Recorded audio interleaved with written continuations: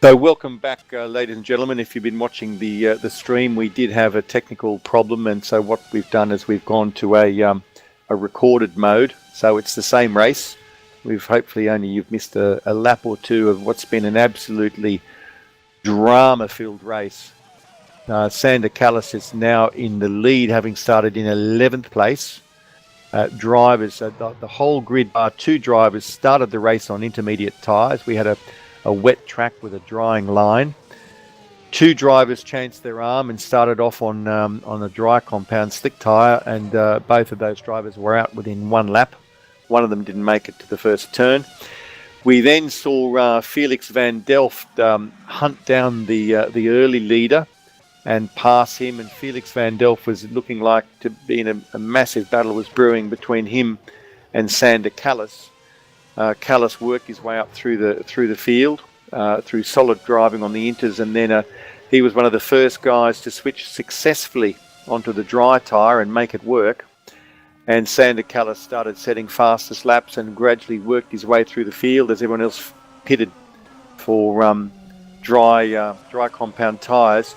And just before the battle had really begun with Felix van Delft, unfortunately had a massive off and a crash and was out.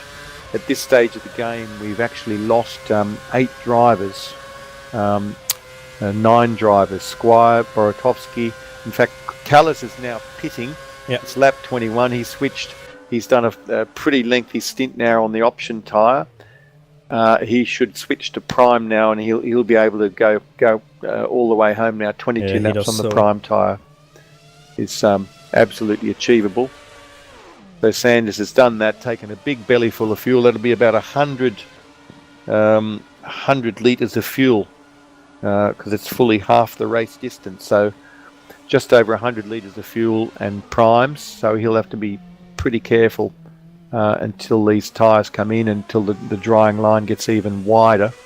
Let's momentarily put Lucas Schmidt into the lead. So fantastic for Lucas. Lucas was under attack. He was the pole sitter and the early leader, but as the drying line developed, Lucas started to get swamped on the Kemmel Straight by drivers that had used a pure dry setup and less wing.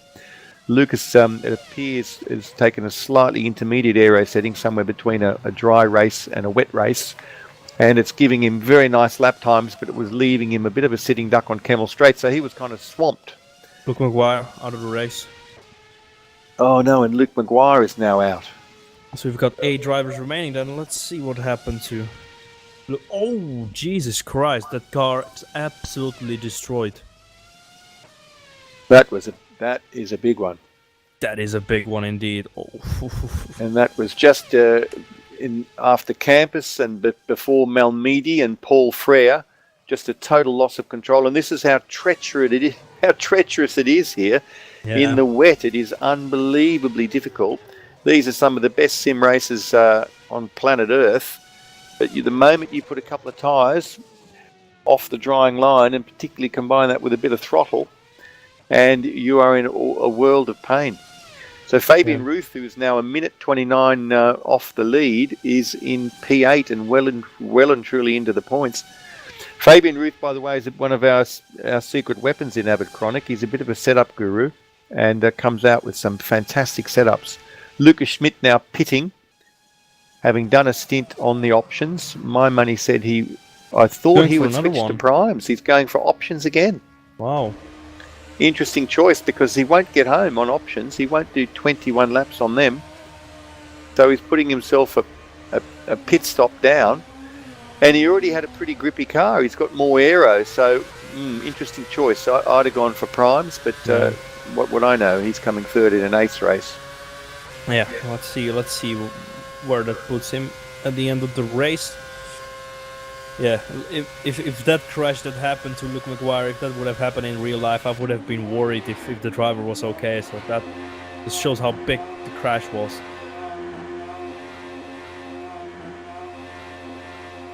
Zaharov in the pits. Now I'm just looking. The biggest threat to Lucas Schmidt, of course, is Dylan Scrivens. These guys were dueling earlier.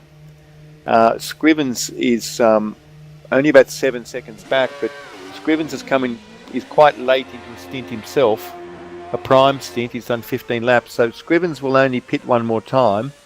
So if Lucas Schmidt can pump out good laps, he will have room for a pit stop, because De Waldnell is well back, 23 seconds back on Schmidt. So this could all work out for him. Yeah, a little bit. Yeah, Lucas just run a little bit wide. Lost like a half a second there, but he's catching Callis quickly right away. As I think Cody Blanton is going to pit at the end of this lap. And indeed he is. So let's see if he's going to go for the options as well, or if he's going to go, or if he's going to be more conservative. Oof, as he just touches the wall there. It is deadly, this pit entry. It is. It is so narrow. And he's going for the prime, so that's it. He won't. This will be his last stop. He can run all the way home on the prime. 15 laps, I think, is about the limit on the option, and the prime 2022 is not going to be a problem. So, which puts Sander Callis, the championship leader, back in the front, with Lucas Schmidt. Well, actually, the timings haven't reset for me. It won't be until he's crossed the timing beam that I'll get a live timing gap between them. It's telling me 8.6 seconds, but it's got to be more than that. Oh, De Volt now has massive suspension damage. He's coming into the pits. He might be going to retire the car. Yeah, he touches the wall again. He had to drive once again. he had to drive over somebody else's carbon fiber bits. Yeah, the damage is massive. Let's see what happens then. I think he's going to try and repair the damage that he has. Well, if he can get it repaired, he may as well. There's only 8 cars still racing, so even if it takes 30 or 40 seconds, no, it's not repaired. Really? No, he's driving along pit lane, but he's got to turn the wheel about 15 degrees to go straight. Yeah. You may as well keep circulating because it's points, but it's not going to be a fun 20 laps for him. No, definitely not. So Schmidt is only 8 seconds behind Callis. So this is a fantastic performance from him. He's on the faster tyre, so he should be able to, in theory, lap at fairly similar lap times to Callis, but it's going to cost him a pit stop. Yeah. That could put him actually down to P4 even, so... Well, I think Scrivens is going to need to stop soon. I'm just looking. Yeah, Scrivens has done 16 laps. Cody Blanton has done 16 laps as well. So both of those guys have got to stop again. So Cody just pitted. Oh, did he? Like a lap ago, yeah. Oh, excuse me. Not sure about Scrivens. I think he has pitted a long while ago. So yeah, it's telling me he's done 16 laps, 17 laps on those tyres. But it could be wrong because it's telling me that Cody Blanton's done 15 laps. Yeah, because he's just gone for... no, it's updated now. Yeah, he's 1 lap into his final stint. Yeah. Correct. So Blanton is a threat to Schmidt. Big time. Because we've only got... Yeah, there's 9 seconds between them. 9.5 seconds between them, and a pit stop is over 20 seconds. So Schmidt needs to really have a strong stint now in these options if he's going to put enough time in the bank to do a pit stop. And it looks very strong so far because the gap between himself and Callis is almost under 7 seconds now. And the gap between himself and Blanton is almost 12 seconds as Cody makes a mistake and that catches Scrivens out and he makes a mistake as well. So both of these drivers losing time, and that's going to play into Lucas Schmidt's cards because he is now 14 seconds ahead and closing in on Sander Callis, even though he has to stop again, of course.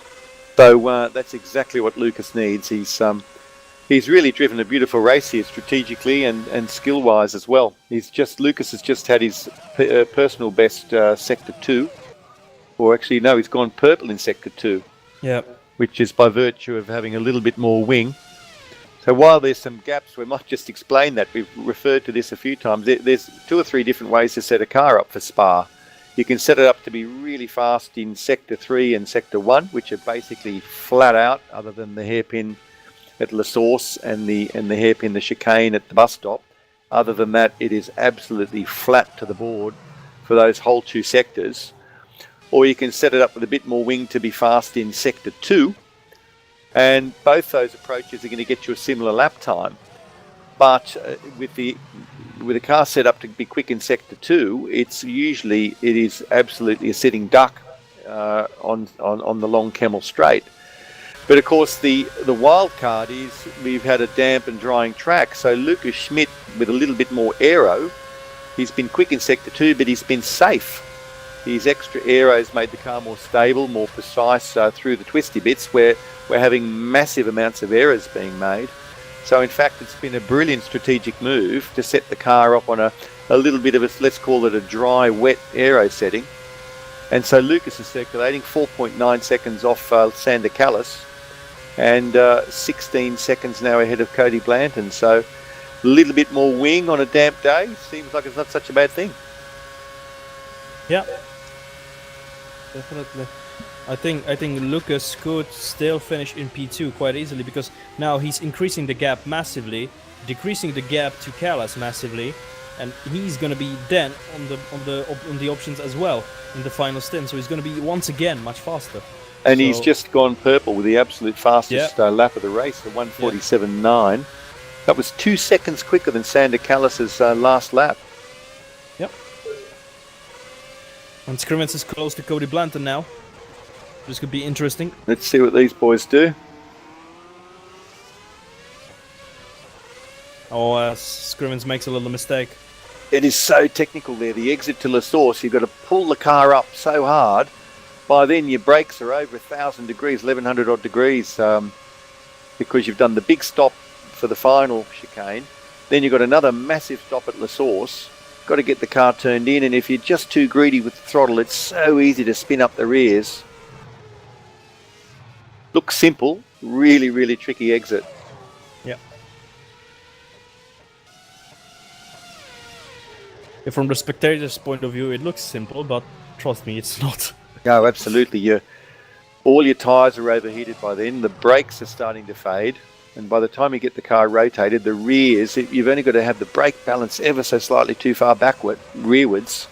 And your rears have overheated, and you start to put the power down, and massive wheel spin and big tank slappers. And at a point in time where you need to have perfect acceleration to start that whole run all the way up to Lacombe.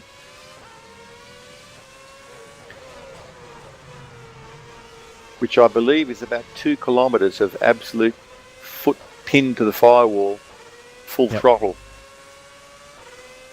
So Schmidt, Scrivens made a little mistake. He's now 1.5 seconds behind Cody Blanton, so lost a little bit of time as Lucas Schmidt keeps pumping in those lap times. Now he's done another 1:47.9, another fastest lap of the race. So there you go. Now Lucas Schmidt has almost an 18-second gap to Cody Blanton, so I think this could work out for Lucas Schmidt very nicely indeed. Yeah, two or three more laps like that, and he's paid for his pit stop. Yeah. Scrivens pitting, by the way, going off the primes and onto the options. Oh. I think 16 laps is doable. Yeah, for sure. Good. So. Going to the end then. Well, he doesn't have anything to lose anyway, does he? No, he's got a massive gap behind him. Yeah. So we may as well throw the dice. Is he think? Do we think? No, we don't think Cody Blanton is not going to stop. So. No. Okay, so now Lucas Schmidt's only got really one person to worry about. Yeah. So I think if Lucas doesn't make a mistake, then I think he's pretty much secured for a podium finish. But of course, I don't want to do any commentator skills once again. So no, we I'll won't. I'll just not say anything. We won't talk about Lucas Schmidt. Yeah. So Lucas Schmidt found his way to Formula Sim Racing through the winter series before last. I remember seeing him. We were racing the Dallara DW12, the Indy car at Mid-Ohio. And I remember Lucas turning up and driving well, and started a conversation with Abercrombie Racing and ended up joining the team, and he's now found himself in ACE in his second season. So he's an up-and-coming driver in Formula Sim racing. Yeah. And Sander Callis, by the way, who's leading this race, Sander Callis has podium pace in World Championship. He has he's had top 10 results or better than top 10 results in World Championship, but elected to stay here in ACE and try to take the title before moving up to World Championship for a full season. So anybody that can run with Sander Callis over race distance is a very quick driver indeed. Yeah, definitely. Zarov slowly but surely catching up to Danny van der Niet, who is right now in 5th place. The gap between them under 1.5 seconds, so this could be quite interesting as well to watch. With 8 drivers on the grid, there's not much battling going on right now. Big gaps between drivers, usually around 20 seconds between every driver, but there's a close gap, like I said, between Danny van der Niet and Dmitry Zarov, and also between Callis and Schmidt. The gap almost under 1 second now, but of course Lucas has to pit once more while Sander Callis can go to the end of this race. Yeah, it looks like Danny van der Niet didn't have a nice lap last time round. Did a 150. Zarov with a mid 149. Zarov on the options, van der Niet on the primes. And it looks at this stage of the game that the option tyre is just going a whole lot nicer than the prime. Yeah, looks like the option tyre has much more pace, also less fuel, so that helps. True indeed. If he is stopping again, he'll have less fuel on board. In terms of pure pace on a dry track, I think there's only about 0.7 of a second with equal fuel loads between the compounds. Zarov running very wide there through Puhon, but held it together. Schmidt now 1.3 seconds behind Sander Callis. Now I imagine if he gets up close to Callis, he'll be happy to just keep pace with him. I can't see a move coming off. Yep. Because he won't quite have the top speed. Sander Callis has got 11 kilometres an hour more top speed, 341 versus 330. So he's not going to be able to make a move on him on the only possible place to overtake here, which is the Kemmel Straight, unless he does something brilliant on a twisty bit of track and Callis makes a mistake, and Sander Callis making a mistake is not something you would bank on. Oh, Lucas is running wide there at campus, Malmedian campus. Yeah, exactly. Oh, and another one. And again, he yes. Spins. He helps me. And this is gonna help Cody Blanton massively because Lucas Schmidt had a 21-second gap, which I'm not sure if it would have been enough, but it would have been very, very close indeed. And now the gap is down to 16 seconds, which gives the advantage to Cody Blanton now. Yes, indeed. He's not looking nearly as safe as he was looking. Yeah, I think Lucas is going to pit. He's only done 7 laps on these tyres. So he's got another 7 laps to try to build that buffer again. He's going to be much stronger position if he's defending from in front than trying to attack from the rear, because he just doesn't have the top speed to attack from the rear. He really needs track position and keep delivering good lap times. Yeah, that was his last lap was a 154. So that error cost him very, very dearly. Yeah. And as you said, 14-second gap now. So he's got to push that back out now to around 20 seconds to have any hope of staying in P2.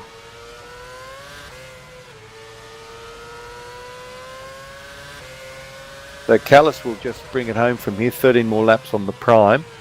And Callis was probably not feeling a whole lot of pressure, but I guess it's nicer to have Lucas Schmidt 6 seconds behind him than 1 second behind him. We'll see what Lucas does now. He's certainly pushing hard. I'm just on board with him going around Puhon at the moment, and Lucas is certainly giving it the berries. see how he comes out at the end of sector 2, what his sector time looks like. As he exits Paul Frere, we'll get a sector 2 reading. 47.345, which is not his fastest, but pretty quick anyway.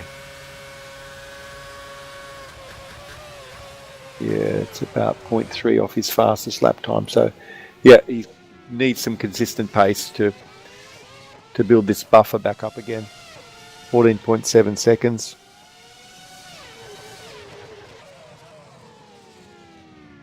And that was a 48.6. So he's about 0.8 of a second quicker than Callis. We'll see what Cody Blanton comes around in. Cody Blanton the 49.8. So it's 1.3. If he can keep if he can keep that pace differential 1.3 seconds and do that for another 7 laps, he's going to be okay. Because he's got 16 seconds in hand. He needs about 20. So really that's only 4 more seconds, and he's got 5 or 6 laps to do it in. So it is not all over. It's an intriguing battle between two teammates, both Formula Sim racing drivers. Both avid chronic racing drivers, Cody Blanton and Lucas Schmidt. Yeah, and I think it's also what's in Lucas's advantage, that he won't have to put much fuel in, so the pit stop is going to be very quick. Ah, yes. It's going to help him a lot. Indeed. Well, it's 12. We're 12 laps from home. I wonder if he's going to try to. He's done 9 laps. 21 laps. I wouldn't like to be driving on these options after 21 laps. Maybe he's just going to push like crazy, build the gap. Yeah, it's intriguing. I mean, because when the options go away, they get quite horrible. They get really. Yeah, he's pitting now. So he'll grab some more options. He's done well on the pit entry. Yeah, I don't think he could have got that much better. So Cody Blanton is now approaching the bus stop chicane with Lucas in the pits. Cody Blanton makes the final turn and enters the start-finish straight. Lucas Schmidt just leaving the pit box now. So Cody is going to have 5 or 6 seconds up his sleeve. Yeah. But Lucas Schmidt's going to have a very fast car under him. Yeah, maybe even faster than before. So. Yeah. Well, he's now on fresh rubber, and he'll be able. You can see him. He can see his target ahead of him as Blanton just crests the top of Eau Rouge and Radillon. Lucas Schmidt crests it now. He can see him looking out the front. He can see him at the end of the straight, and it's quite motivating when you can see your target in front of you. And he was able to go significantly faster than him on his worn options. Not that they were overly worn. He's now got some fresh ones to battle with. This is going to be interesting. Going to be fun to see if Lucas can catch him. But then, of course, in the famous words of Murray Walker, catching is one thing, passing is another. Yeah. But if he can push Cody hard enough, he may be able to force an error in Sector 2. But Lucas looks to me like he's leaving nothing on the table at the moment. Dylan Scrimmins crashed out. And he's out of the race. He's going to be out of the race. He doesn't have a rear wing. Oh, no. That's Dylan not Scrimmins repairable. From P4, unfortunately, is most probably going to retire from this race. That is a big shame with, 10.5 laps to go. And he's stopping the car out of the race. 7 drivers remaining.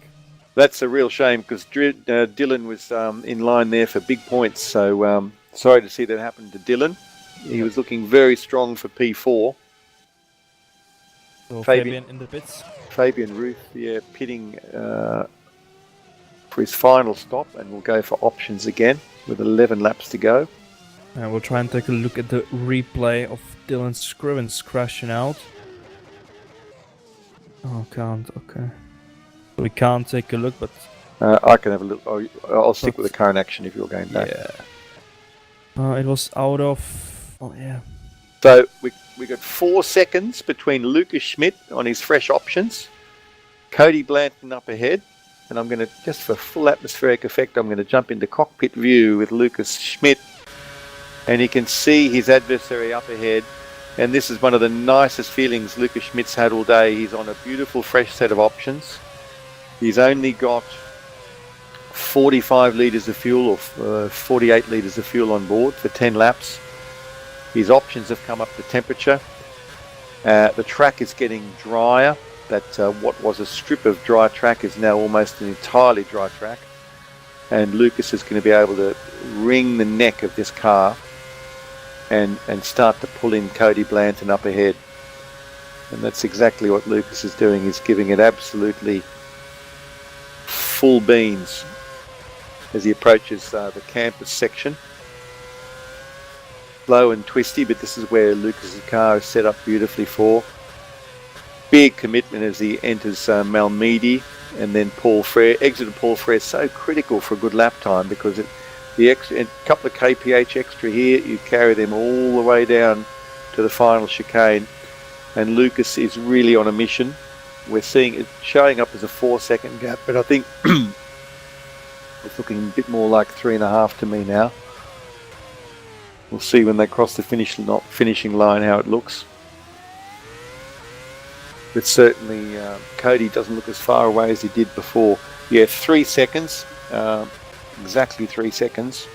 Yep. So Lucas is hauling him in. He's got 10 laps to go, and he's taken more than a second out of him in the last lap. So this is going to be a fun time, and we're everything's set for a fun battle. Hopefully all of them, all 7 of them now make it home from here, because it's been a massive level of attrition.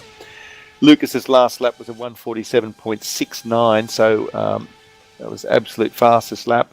Cody Blanton did a personal best, but that was a full second slower, 1:48.69. Yeah. I was just about to mention that fastest lap, but there we go. Oh, sorry. Oh, that's fine. So still closing the gap. The gap now almost down to 2 seconds.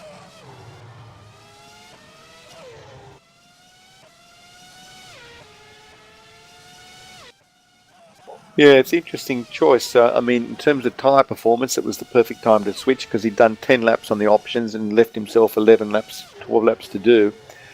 But I just wonder if he'd stayed out on those options for another 4 or 5 laps, he may have still had track position when they came to change. This is certainly the fastest approach in terms of his lap times, but he's behind the other guy, so maybe would have been worth. Although, of course, he would have been committed on fuel. He would have made a decision, right, I'm going to split this now in half, and taken 10 laps of fuel. Yeah. You know, he couldn't just stay out there running on fumes, as somebody tried to do earlier. Who was that? That was the Jared van der Velde who ran out of fuel. Yeah. And now getting very, very close. We've got these 2 Avid Chronic cars, so 2 orange and black and blue cars now getting even closer. Another fastest lap. 1:47. Oh no, 1:47.9 that was. The gap under 2 seconds now. Top speed wise, in fact, Cody Blanton, his car isn't any faster than Lucas Schmidt. Lucas can attack him on Kemmel Straight. Yeah. Cody's car has got a top speed 324, Lucas 330. So in fact, Lucas is going to get a little bit of feeling of Schadenfreude, getting a bit of joy out of somebody else's suffering, because Lucas got mobbed on Kemmel Straight in the opening laps. But Lucas has now got a car faster than somebody else on Kemmel Straight, so that's going to be a good feeling. Yeah, but I just looked on the straight, their top speed, and for Cody it was 324. Yep. And for Schmidt it was 321. Ah, so maybe Lucas had that earlier top speed in a slipstream. Yeah.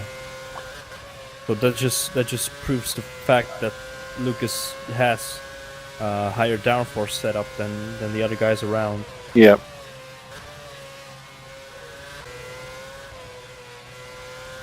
So we've got 6.5 laps to go, thereabouts. So not much time left, but with the pace that Lucas has, he's going to be right on the rear of Blanton's car in no time. Yeah, gap is 1.8 seconds. So it's going to be next 2 laps that these guys will join in battle. Hopefully there's no team orders. Hopefully we're it's not like Ferrari around here. Both drivers are allowed to attack and try to win. The gap 1 second.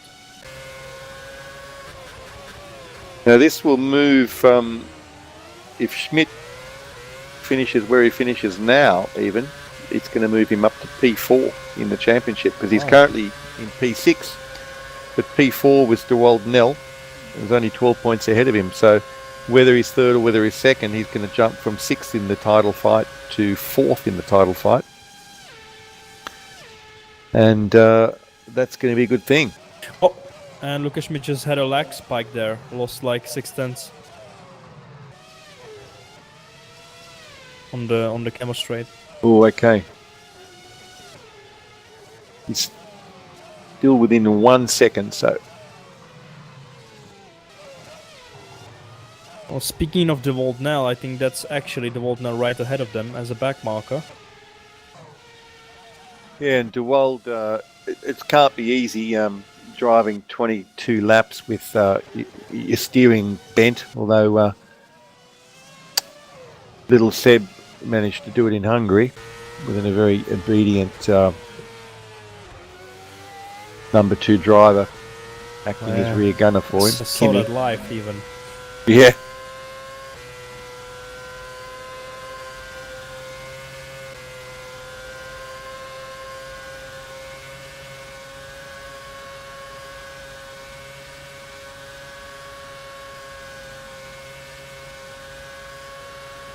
So 1 second the gap. So Cody will be hoping DeWald moves out of the way quickly. DeWald's a very experienced driver, and I'll be surprised if he doesn't manage to get out of the way very neatly with a slight lift.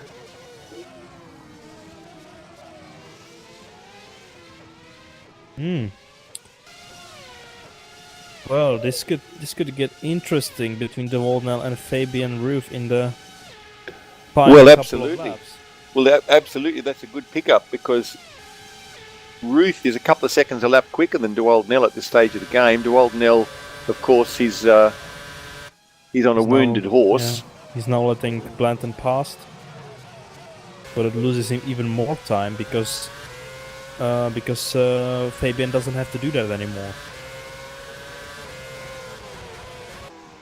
Yeah. Now he let Schmidt pass. That means, and look at that, Fabian is 1.5 seconds behind DeWald Nell on options and without the damaged car, while DeWald Nell is on primes and with a heavily damaged suspension. So this could be interesting as well in the final 6.5 laps.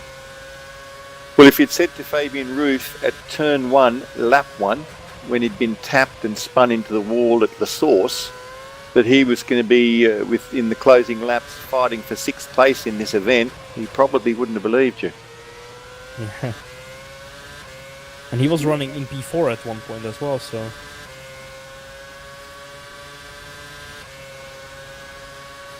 I think it's going to happen now, actually. Fabian getting really, really close. He could try it into the bus stop chicane. And he does, and DeWald Nell doesn't even fight back. I don't think there's a reason to fight anyway, and he's going into the pits.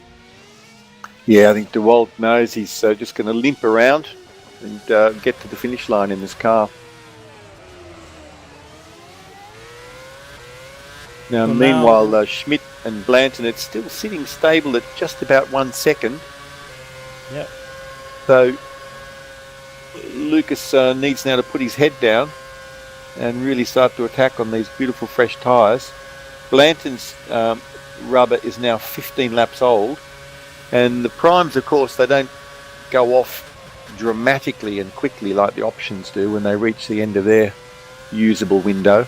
They But even they- keep getting quicker. Sometimes. Yeah, no, I'd believe it, because the fuel effect is probably greater than the tyre Yeah. deg on Yeah. on the prime, so they Exactly. just keep a very level performance.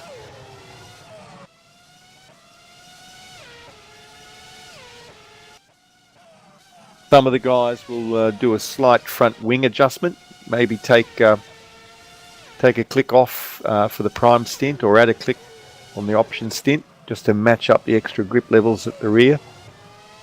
Others just leave it the same, but maybe do a slight brake bias adjustment. And then it looks like he's within a second now. Maybe just outside a second. We'll get an update in a moment. Like 1.5 seconds or something. It's not close yet.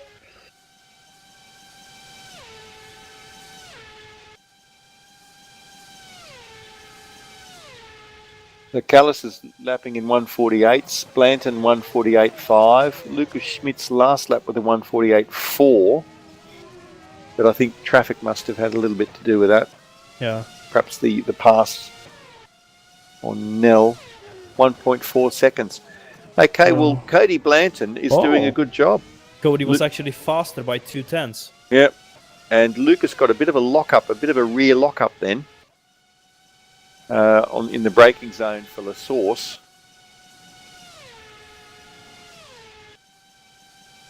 So 4 laps to go, including this one. 40 of 44 laps completed. So at this stage of the game, the cars are driving around with probably about 18 litres of fuel washing around in the tank, so they're very light.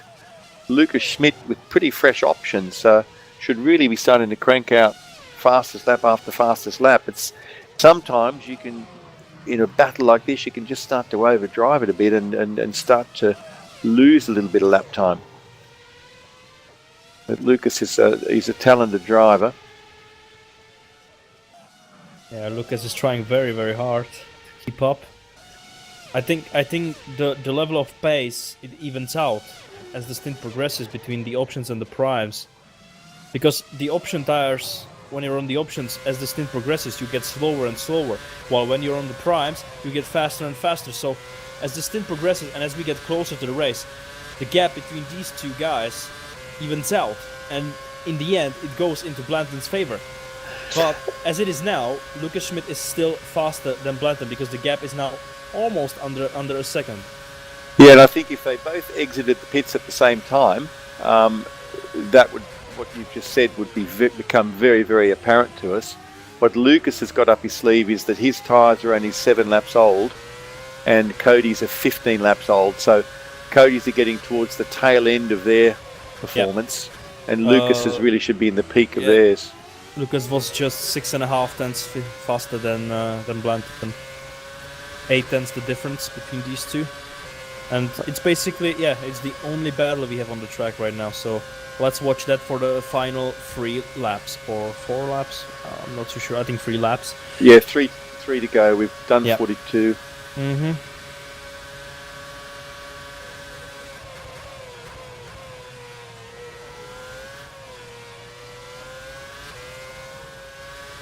Lucas is inching towards striking distance now on Cody Blanton as they leave Rivage and attack the corner with no name. You've got to use as much rate as you can there to keep your apex speed up and then drift wide. Lucas was careful that time not to exceed track limits. Last time around he got all 4 wheels off the racing surface. And he's getting close enough now to start to suffer a little bit from dirty air, although it's not as bad as it was before the latest update, so he should be able to race competitively.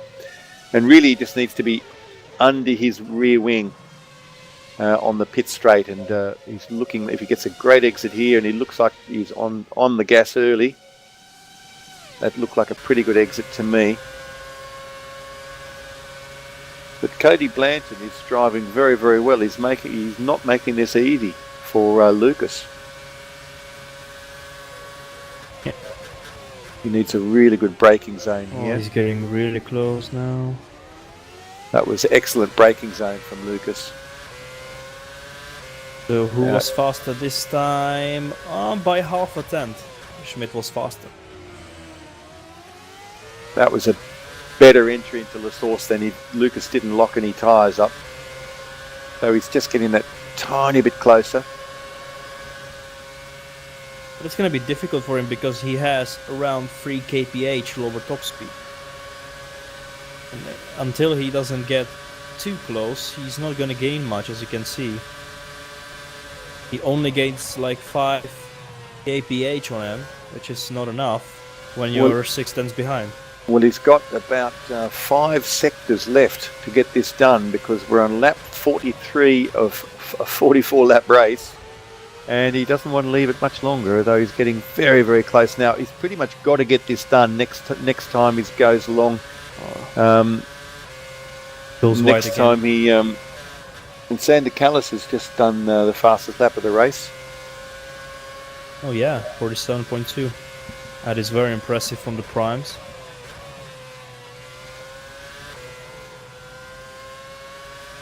I guess if Sander can't take pole, he wants to go for the win and fastest lap. Now Lucas will need to be very, very careful now because he's actually... He'll be very close to his limit of how many times he can exceed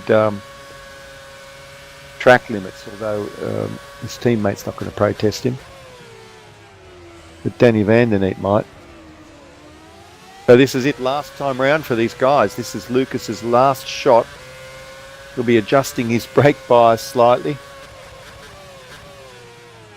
Just get this car turned in and just wind it on. It's a bit of an early upshift. It doesn't look to me like he's close enough to close this out. No, he's not close enough. He's 8 tenths behind. He's not enough.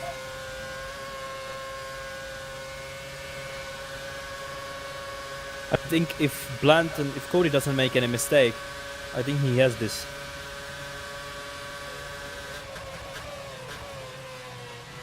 Because I don't think Lucas can get close enough unless Cody makes a mistake. Oh! Oh, and Lucas makes a mistake. Oh no, Lucas has made a massive mistake. He spun the... Oh, he was so lucky not to get damaged. That was close with Fabian there. Wow. Well, that battle is over. Wow. Yeah.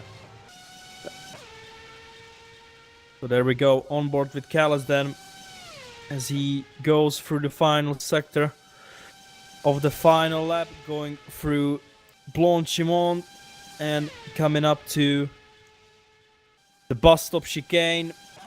Sander Callis started from 11th in this race. He had a very, very poor qualifying session, but he made up for it in the race because he rounds the final corner and he wins the 10th round of the FSR ACE Championship here at Spa-Francorchamps. Magnificent drive from Callis. You've got to give him full credit for that. From 11th on the grid to make that work. Fantastic drive. Yeah, and there we go. Cody Blanton as well rounds the final corner, and he's gonna finish in 2nd place, and he's very, very happy with that. Yeah, indeed. wow, fantastic drive from Cody. He was metronomic. He really made Lucas Smith work super, super hard, and in the end held him off. Lucas isn't really happy, but that's understandable because he could finish 2nd, but the end didn't happen. So yeah, so in 4th he's gonna finish Danny van der Neet. In 5th, Dmitry Zaharov. In 6th has finished Fabian Roof, and in 7th, with a heavily damaged car, De Woldnel. Otherwise, everyone else has a DNF. So, out of the 19 drivers, only 7 finished, and only 5, almost 4, in the lead lap. Well, it was action-packed, Martin. Certainly was that. It was definitely. It was a thrilling qualifying race, and an amazing race proper. Attrition rate was incredibly high, but that's the difficulty of trying to get these cars around on a wet track. Yeah, exactly. So